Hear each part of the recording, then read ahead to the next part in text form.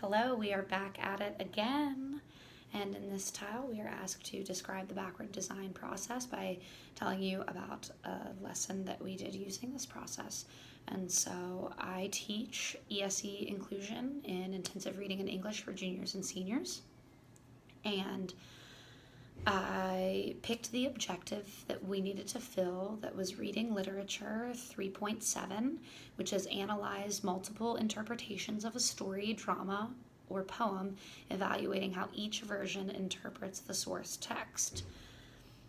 So how I wanted to assess the students on their ability to do that was through a compare-contrast essay. So I had my objective, and then I chose how I was going to assess their level of meeting that objective. The activities to prepare them for that, I could now choose since I had my objective and my assessment. So now we're down to picking the activities. And so I would teach them about compare-contrast essays. And we would work on how to outline essays with various smaller topics before getting into the drama that we were working with, which was The Glass Menagerie by Tennessee Williams, one of my favorites. So we would work with smaller texts and compare-contrast just to get practice with comparing and contrasting, learning how to compare-contrast. And we would read and analyze the script in small groups and as whole group discussion.